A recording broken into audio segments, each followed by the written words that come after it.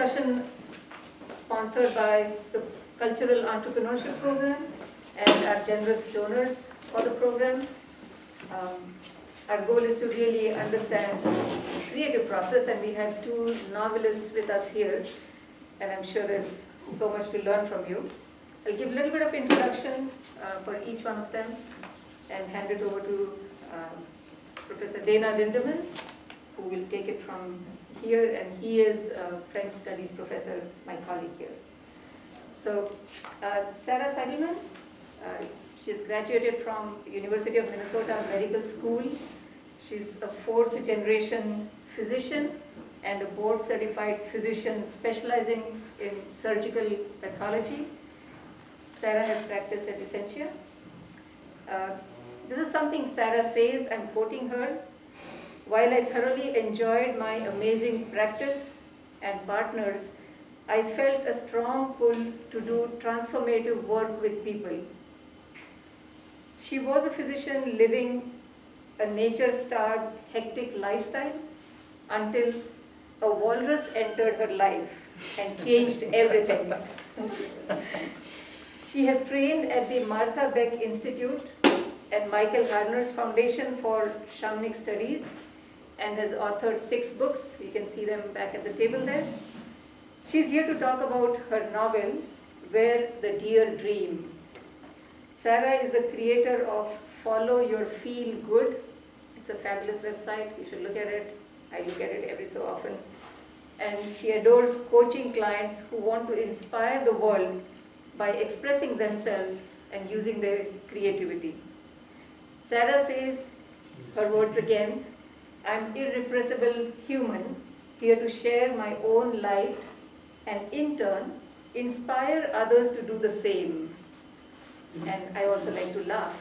That's what she says. And I'm hoping one day I can really learn from Sarah how to do that. And you know what that means, right? Sarah has mentored our cultural entrepreneurship students here and is very active in Duluth's community. So thank you for being here, Sarah. Thank you, Aparna. Welcome. Our next guest here is Keith Loveland. Keith is a financial and securities attorney. He's based in Minneapolis. He also graduated from University of Minnesota in Duluth, the Mitchell Hamlin Law School, and continuing education division of Harvard University Law School. He loves the law and continues working with business clients and universities nationally. As an undergraduate in philosophy, Keith began writing the backstories of 2 families in post-World War II America. Over the years, he filled notebook after notebook, which I can totally see how that is happening, knowing Keith, with character studies, events, possible relationships, philosophies, and interior monologues, which resulted in his debut novel that we'll speak about today, The End of the Empire. Keith is a skilled teacher and avid historian. He loves to speak to groups of all sizes. He is available for readings and discussions. Keith also serves as an advisor on our Cultural Entrepreneurship's Advisory Council, and he has mentored I don't know how many students over the years. Keith is, despite his busy schedule, Keith is always available to be with the students and for the Cultural Entrepreneurship Program. My sincere appreciation, Keith, and thanks for everything you do for the students, for the program, and for the college. Thank you. So, thank you for being here. And over to you, Dana. Great. Thank you so much, Aparna. Again, my name is Dana Lindemann. I am a colleague with Aparna in the World Languages and Cultures Department. And I'm honored to be here as the interlocutor, getting to ask you questions. And we're going to open with you having maybe just to talk just briefly about the couple of books, the ones that she mentioned, so Where the Deer Dream and The End of the Empire. Just a sort of a brief backstory on those, what they're about. But then what I want to focus the conversation on tonight is the creative process. So different stages of that creative process and how the two of you live that process, inhabit that process, and how that process is going to play out in perhaps future writings. So let's start with maybe a quick synopsis of your novel. Sure. So I don't want to give any spoilers, but mine is about an 18-year-old girl who lives in Duluth. So if you read it, you'll recognize a lot of the locations. And she has her life sort of planned out. She's about to go off to college, but then something occurs, like she faces this challenge that basically makes everything in her life up for question, all the plans that she had. And there's a lot of exploration of traditional medicine versus a spiritual approach to healing. And I don't want to give any spoiler alerts, but anyway, that's sort of it. And she has a sort of an unusual thing that she has a spirit animal that she is connected with.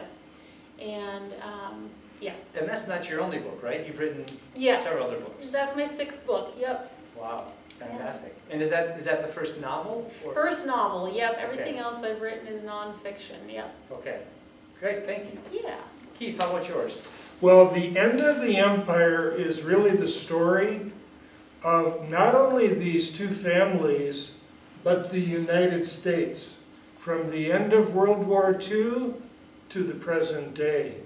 So in addition to being a work of historical fiction, it also contains a number of love stories. And the real question is, what do you love? And I'm not going to give any spoilers either.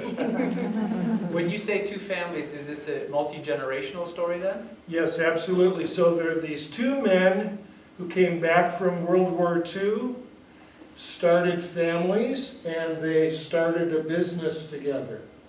And then the children were best friends, and then the grandchildren. And so it's really the story of 3 generations and some additional characters. That's fantastic. Thank you for sharing that with us. I'm sure, as you all know, the books are up here if anybody wants to take a look at one or to purchase. And I think there were some free copies given out at the beginning. I don't know if there's still any left. So the conversation that I want to turn to now is basically divided into 2 parts. And out of this creative process, what we're interested in here is that initial sort of conception of this piece of work, so this novel, and also then the production, so the writing. So that's that first half of this conversation. In the second half, I want to focus on sort of the distribution and reception. So how do you find a publisher? Where did you come up with a publisher? Was it self-published? And then how do you interact with your audience after that? And how do they end up shaping what you write? So first of all, I think the initial question here is, how did you end up writing when you're in 2 professions that clearly have nothing directly to do with writing? That's not the training for physician. Fiduciary training is not training for writing. How do you end up in this creative writing endeavor? Yeah, good question. Well, when I went off to undergrad, I went to a school that had a big focus on writing. Kenyon College is like a liberal arts school. And I didn't really know, but I think subconsciously at the time I wanted to be a writer secretly in my darkest heart, you know. And then I got my first paperback in English. It was like a B+, and I was like, oh, that's it. Like, I guess I'm not going to be a writer, so I better just find another alternative. Like, that's how sensitive I was to critique. So I did. So I had a little kind of a rerouted into medicine, and spent 20 years there, and then I sort of had, like, I guess what you'd call a midlife crisis, where I was like, I didn't feel like being at my medical job anymore. I felt really disconnected, and I had this strange urge to write a book, and I was like, either A, I'm going bananas, or maybe there's something here, and that's kind of how it happened for me. But this book in particular, so that first book I wrote, which was like 12 years ago, I self-published, which led to eventually, then later, I self-published 2 books in a row, and then one of those, actually, I was able to, with a different proposal that I submitted, I got an agent, and then I sold that first book, sort of resold it to a traditional publisher in a different format. So I'm here to tell you, like, self-publishing can sometimes be a doorway to traditional publishing. And then this novel, I'd never written fiction, and how that came about was, years ago, there was a newspaper article about one of my books, and the editor, or whoever wrote the article, just really liked the book, and they said at the end, I hope someday she writes a book of fiction, because I think it would be really fun. And I was like, what? And I was like, I never thought of doing something like that. And I didn't act on it right away, but one day I bought it, like a journal, and I just started to write in there, like, if I was going to have an imaginary world for a character, you know, what would that look like, and what themes would I want to explore, and, you know, eventually, there's a book, I don't know if you guys have heard that book, it's like Wreck This Journal by Carrie. It's like a really popular one. She has another one where it's like black with chalkboard, and it was kind of this place to explore imaginary worlds, and that's kind of, I just started filling that thing with a bunch of weird ideas. That was the beginning. Wow, that's fascinating. So sometimes ideas come from outside of you, you know. Was it mostly a solo process, or were you involved with any writing groups, or? I had not gotten involved with writing groups, but at a certain point, you do have to share it with somebody else, you know, because you get to a certain point and you're like, you don't really understand if it's comprehensible what you've written or not, and if it makes any sense, especially a novel. And so I have this good friend, and your friends are, like, if you can find somebody who's a good reader, who loves to read books and loves stories. So I have this friend who's a compulsive Netflix watcher, like she's watched, you know, every episode of every show times 20, so she understands plot and story really well. And I would just drag it over there, and even sometimes I'd pay her. I was like, I can't bear to like have you read this and not like compensate you, because I know it's not any good yet. And she was like, the first time she read it through, she's like, oh my God, you know what this needs? And I'm like, what does it need? Because I'm like desperate. She's like, she needs a love interest. And I'm like, oh my gosh, of course, she's an 18-year-old girl, you know, she needs. So anyway, that's kind of how I started. So I have never done a writing group thing where you critique each other's work. Yeah. I do run a writing group where we all just write together, so it's more like we're all just moving together and, you know, kind of unleashing the power of togetherness and social connection and support.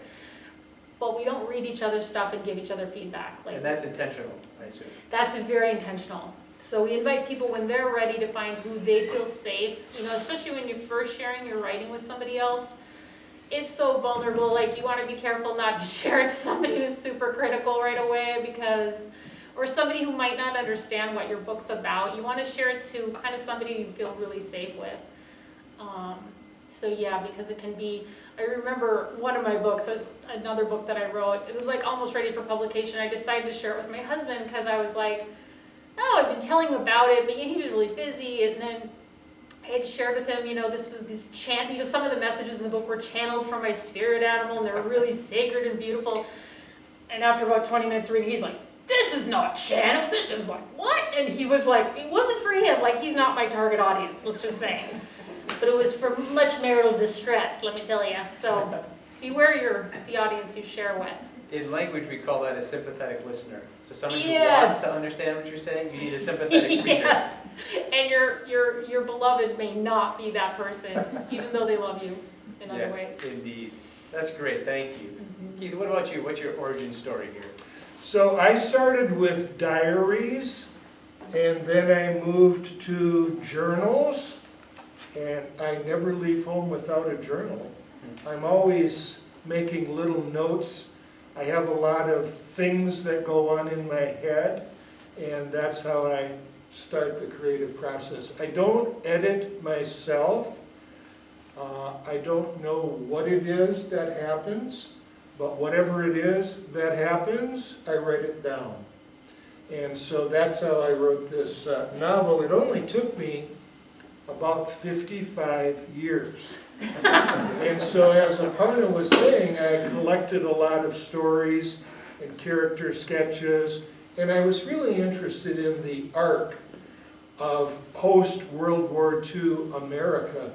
And then at the beginning of the pandemic, we didn't really go out too much, and so I thought, you know, I've got this banker's box full of journals and notes and diaries, and I thought, you know, this could be a novel.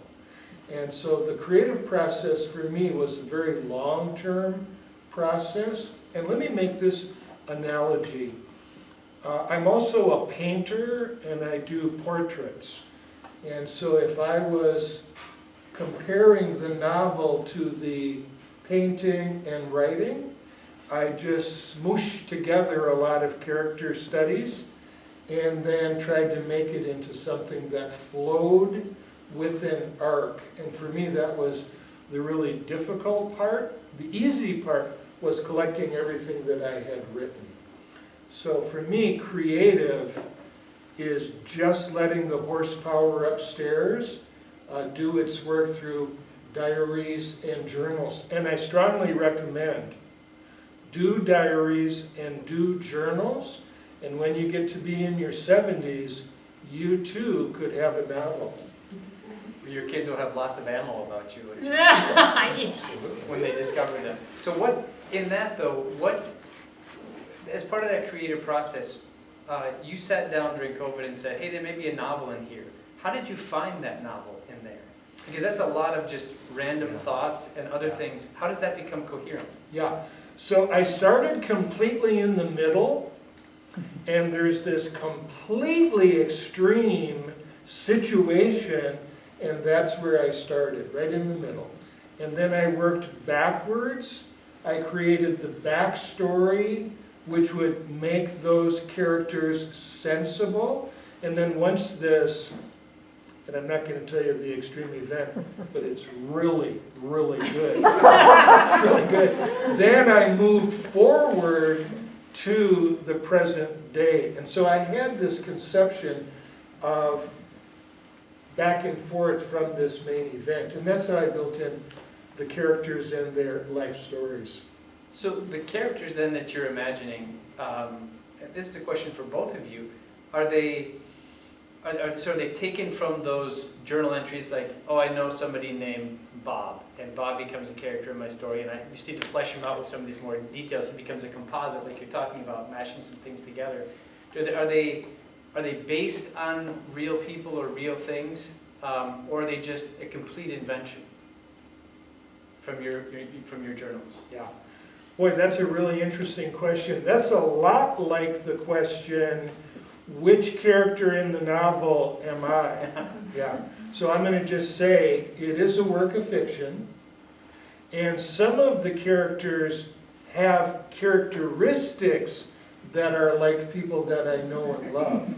And so that's about as much realism as comes through in the, for me, the creative writing process. But what I did not do is to look at a person X and then put X in my book, but with a different name. I didn't do that. Right. No Balzac here, you say. Not for me. Very good. What about you?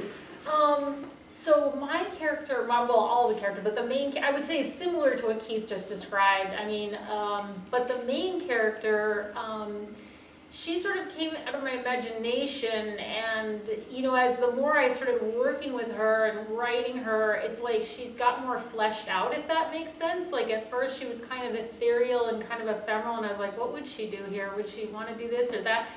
And eventually, I actually got to meet her like directly, and this may sound funky, but I do a lot of, you know, spiritual work, and so one day I was like, I asked my spirit animal, I went on a drum journey, which I don't know if anybody knows about shamanic drum journey. How many people have done a shamanic drum journey? Anybody in the building? Okay, we got a few people.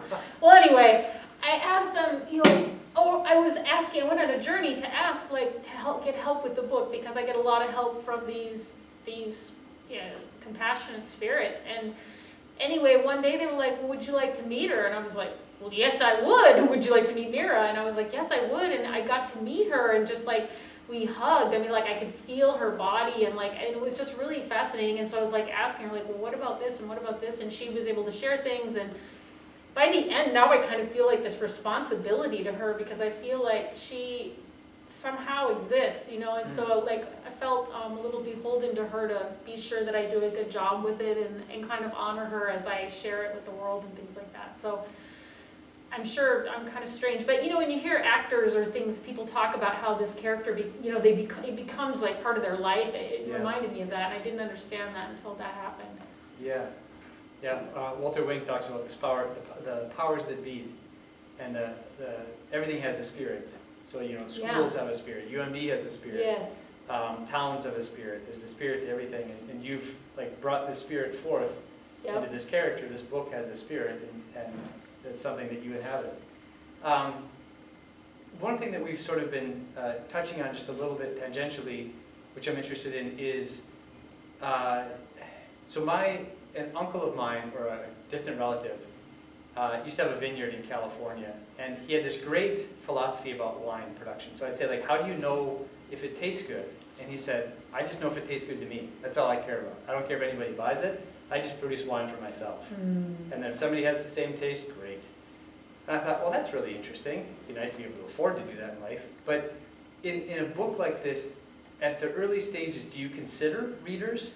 Or do you just say, I'm writing a story that I feel good about, and if anybody likes it, great. If not, well, then it's a story that I like. How do you conceive of a reader at the beginning when it's your first novel? Keith, you want to go for Well, it? I'll start with that. I don't conceive of readers at all. And so what's important to me is the writing. If my book finds an audience, that would be very nice, but that is not why I wrote it. I didn't write it to fit a niche. I didn't write it because it would fit on a bookshelf or something like that. That's not how I do things. Now, on the other hand, the issue of how do you know if it's any good? One of the ways you know if your writing is good is if you are a reader of good literature. And I have to say, if I was going to give any good message here, I would say read everything and read your entire life. It'll be good for your life, it'll be good for your relationships, and it'll be good for your business if you have a business that you're in.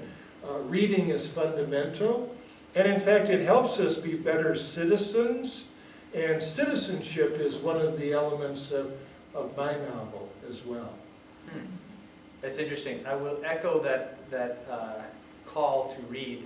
Reading is one of the things, of course, that we try to encourage our students to do. I know that this generation gets a knock often as, oh, you know, their attention span is so short. But a lot of my students do read, and you can tell those who read a lot or read consistently have an ability to sort of process thoughts. There's an empathy that comes with that because you're able to put yourself in a character's shoes, somebody else's shoes, and you're at least temporarily seeing the world from a different perspective. And that does its work on the inside, and it changes a person. And I think it's one of the best things about reading that I can think of. What about you, Sarah? For me, I really wrote just from the heart, you know, like what I'm fascinated by, and I think what you say about taste. One of my favorite podcasters, Andy J. Pizza, it's called The Creative Pep Talk. It's the best podcast ever. He talks about how there's no such thing as talent. It's all about taste. So, like, what authors do you love? Like, what kind of books do you like? What are you fascinated by? Because the more you drill down into that as a creative, the more you're really going to be vibing your essence, and people will be magnetized to that because it's so authentic and it's just so you, even if they don't understand like spirit animals or whatever. The idea is that if you're really in your authenticity and your taste, and one of the things he suggests is getting high on your supply on the regular, which would be reading books you love, like going to museums you dig, like listening to music that really inspires you or challenges you. And yeah, so I really love Andy J. Pizza. But that being said, I don't think about the reader except for that when I'm writing the book, I want it to be a pleasure for them. So I'm always thinking, how can I make this so much more fun for them? Like, how can this be like when they turn this last page that they're like, oh, you know, like, so thinking about their experience. So showing up to make the book as much of a pleasure as you can. That's, I guess, my goal. Yeah, because I want it to be, I mean, those books that you read that are such a joy, now I just get down on my knees and I'm like, oh, thank you, because you realize how much work goes into that. Yeah. It's a lot. So how do you end up, if we can, go from, keep pushing this creative process forward, how do you go about considering a publisher when you're looking at this? So you've had experience writing other books, and I believe you've written some articles for, on the financial side, briefs and such, or like articles, chapters for whatever, but on the financial side, yes? Yeah, so I'm a securities regulation attorney, and my specialties are privacy, confidentiality, and securities regulation. And so I've written chapters that go into multi-volume treatises mostly for lawyers like myself. And I've also written a lot of articles, short stories, poetry, and plays. So I've been writing for about 55 years, but this is my first novel. And let me just jump ahead. I did not seek out an agent. Some of my writing friends have done that. Some are successful, some are still waiting for an agent to appear. I just simply went out and published it. And when you say went out and published it, what does that mean to just go out and publish Yeah, it? let me be real concrete. There's a print shop in Minneapolis where I live, Smart Set. And it's just a wonderful group of artists. And so friends of mine have done printing there. So I spoke to Kevin Brown and said, I have a novel, would you like to print it? And he said yes, and we did a deal, and so he printed the novel. So what you see that we brought was printed by Smart Set in Minneapolis, and I just did it because I just wanted the book to be out there. And how do you choose a number? Do you just choose it like a low number, like thinking that, will this be for me and my friends, maybe some people will buy it? Or do you choose like, I'm optimistic about this? Have you had feedback initially that? Yeah, let me talk about that just briefly. So one of the ways I wanted to get this book out there was I wanted to have enough copies that I could send it to friends and family. And I sent out 100 copies. And those are people that are dear to my heart. In fact, 2 of them are here tonight. Bob and Mary. Yeah. And Bob was my advisor here at UMD. No way. And That's Bob awesome. and Mary have been friends of mine since the 1960s. So I sent out the book. So I needed to have enough to send it out to family and friends. Then the second thing I did was I uploaded it to Amazon as an ebook Kindle and a print on demand. And if anyone in the world finds that interesting, then we'll see how that goes. But I want to be really clear. I did not do this as a money-making enterprise. This was, for me, not about the money. This was just, I had to do it. As an artist, I just had to do it. And so for me, that was the real driver. That's great. How did you choose?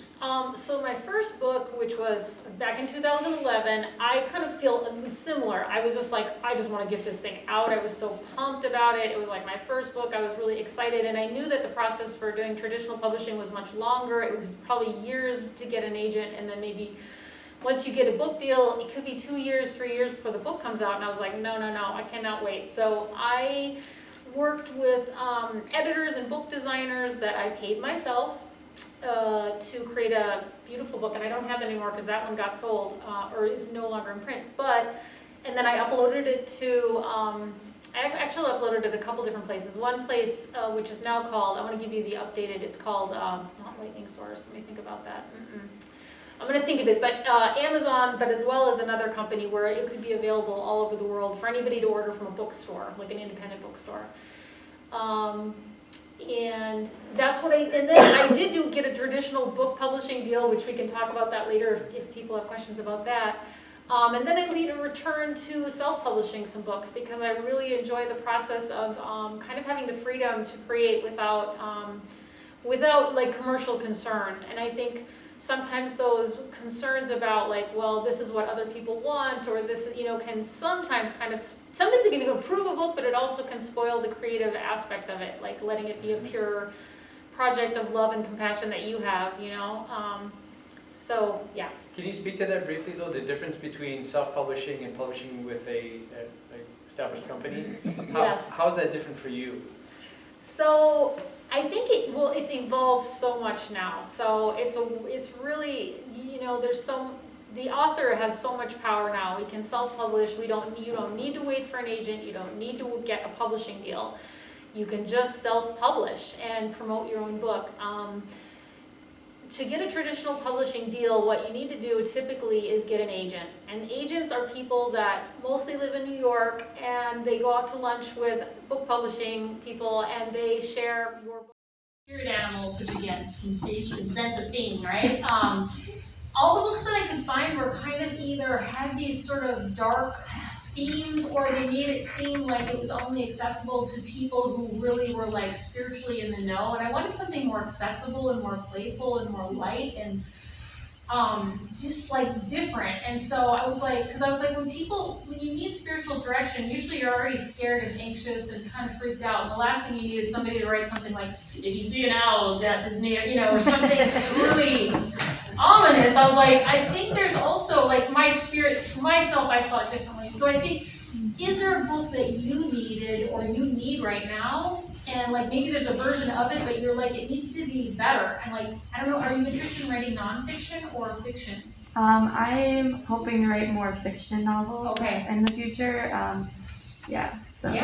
So thinking about like your favorite novels and what they're like, what would make them even better? What would make you really love them? And for people who are writing fiction, I was going to tell you about a little book, which I don't know, some literature people might be horrified, but it's a book called The Snowflake Method of Writing Fiction. That thing is awesome. If you want to learn how to write, how to outline a story, it is wonderful. It's hilarious. It's short, and it really teaches you how to plot, how to set up a whole outline a novel. Okay, thank you. Yeah, you're welcome. Thanks for that question. Great question. Other questions? Well, sort of piggybacking off of your question, if I could ask, do you all have a schedule for writing? Is it something that you do regularly? Do you force yourself to write a certain amount of hours per week? Is it built into your daily routine? Good question. Mine's really variable, so I don't have like an every single day. Like David Sedaris, he's got this thing where he writes from like 8 to noon, and then he picks up trash in England on the freeway till 7 o'clock at night, and then he eats dinner. For me, I'll just give that example. There's so many hilarious writing schedules. Mine tends to have to fit in amongst my client work and travels and different things going on with my family. So depending on where I'm at, like right now I kind of write casually, like a couple hours, maybe 3 times a week. I'm working on a new project, book for creatives, and so I'm just kind of getting kind of my supply in between, and then I'm like working, so like that I see as a place where I'm just filling up my inspirational well, and then I write when I have time. And in different locations, like right now I'm kind of digging the family room. I don't know why, it's warm up there. The rest of the house is flipping cold, so I go where the heat is. So my experience is exactly the same as Sarah's. I'm still working, and so I like to do it before I start work in the morning at my office. I like to do it during the lunch break, and then in the evening, I just make little notes. And sometimes I just make notes, and then I try to get on the typewriter, on my keyboard, on my computer, to do 1,000 words a week. That's my goal. And let me just say, of those words, I may end up keeping 50 to 100 in the end of the project. But I'm not at all afraid of having just a first draft. I'm not afraid of that. Everybody has to have a first draft, and so mine may not be as elegant as somebody else's, but I do have it. And then I want to go back just one more time to the question that you asked. Please also consider short stories and plays and opinion to the editor and any opportunity you have to express what's on your mind. I just feel an energy where you could really be writing all the time, and I hope that you end up doing that. Yeah, no, I appreciate you saying that. I actually do journal. I try to journal every night. But yeah, I agree, like writing all the time is very helpful. Good. Yeah, that comment about not editing yourself, I think that's really powerful. Anne Lamott has a beautiful book called Bird by Bird. Excellent for people who want to write personal memoir or telling your own stories. And she has a whole chapter called Shitty First Drafts, and it's just like let it be completely shitty. I mean, it's the whole thing. Like, do not edit it, do not look at it, do not judge it, just get it out, and later you can go back. You know, you can write 30, 40,000 words that way, and then later go back and you'll find, oh yeah, some of this is crap. Oh, there's a gem, there's something good. And that's when you can start hacking away at it, but don't hack too early, because that's torture if you're reading it and then going, oh, that isn't very good. You just let it rip for a while. Incidentally, there's a great quirky author story. Jacques Poulain is a well-known French-Canadian Quebecois author, and he is known for his bad back. He'd stand at his ironing board, and he writes 1 page a day. That's it. So he gets to the end of that page, and he's done for the day, and then he puts it away. But it's really refined writing, so it's not him, you know, throwing. He just does it all in his head, and he just puts it out, gets to the end of the sentence, period, sets it aside, and you know, so it'll take him half a year to write that book. And they go to the editor and do the whole thing, but 1 page a day at his ironing board. That's his method. And his fellow writers hate him if he's not editing that, it's coming out perfect. Like, that is a rare I'm sure thing. it's not perfect, but But maybe some people do that. probably closer than mine, which is several 100,000 words ago. Any last question?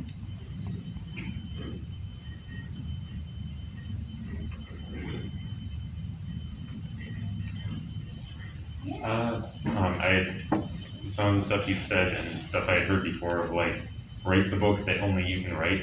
I'm sensing that kind of theme, and I was just, you sort of touched on what inspirations you drew on for the stuff you've written, but are like you said, finding like your interests and stuff to inspire you. What's that kind of stuff for you too with the books that you've written? Some good questions. Well, let's see, like this book, this is kind of like, it has some chapters at the beginning, sort of how-to, but the rest of it is like this kind of crazy encyclopedia of different spirit animals. So what I did, and it sort of has like, if this beastie's come into your life, what it might be trying to tell you, and then, you know, depending on your love life, different things like that, you know. If anybody wants to draw a beastie, there's a bag of beasties up there. If you want to get a message from a beastie tonight, please do. But when I was writing this, I kept out a couple big, like giant like full color books filled with images of the animals. I kept YouTube going with all these beastie videos, and then I had these crazy weird Victorian children's books that I had been collecting that were highly illustrated and had the most hilarious words. Like when they would describe walruses, it would be like, pell-mell, helter-skelter, they're, you know, like skittling across the rocks. You know, like they had these first kind of, they were being described in kind of Victorian times, and I don't know what it was, but it was so entertaining, and that, just that combination was a good one. It just got my creative juices flowing. I remember my friend called one day, she's like, what's up? And I'm like, I'm watching a giraffe documentary, and she's like, oh my God. And I watch like documentaries on animals like all day long, but I love that stuff. Like I was one of those kids who watched like Marlon Perkins, you know, a lot called The Wild, Mutual of Omaha. Wild Kingdom, my God, I love that show. So to me, I was just in hog heaven doing that. I also had crappy moments, my children will tell you. That was some, you know, I agreed to a little bit too big of a book in too short of a time frame, so, but I learned my lesson. But, yeah, those are some of the things that, for that particular book. What am I doing? Right now I'm watching comedians in cars getting coffee, and I'm taking notes, and I'm getting chapter ideas from that for the book I'm working on. Inspired by it anyway. So I would say writing changes the writer, and you get to be who you want to be as a writer. You can still retain who you are at school, at work, in your family, but you get to be who you want to be as a writer. Let me just illustrate that a little bit. I'm not a professional historian. I'm an amateur historian. But there's quite a bit of history in my novel, some of which I lived through. And being an older person, of course, I lived pretty much since the end of World War II. And so I remember even some of it. And so some of what I remember in some form ended up in my book. So just imagine, if you will, what you'd like your writer self to be, what would be your writer self's interests, experiences, expertises, and it doesn't have to be who you are, it can be who you want your writer self to be. That's good. Well, that's a nice note. Unless there's a last question? And I'll hang around at the top, so if anybody has a question, I'll hang around for a little while. Yeah. And there's books up there. Books, and there's a bag of beasties. If you want to get a message from a beastie, you are welcome. You can set your intention and draw one out. You never know what might happen. Take your beastie home with your besties. That's So right. let us say thank you for coming. Thank you very much.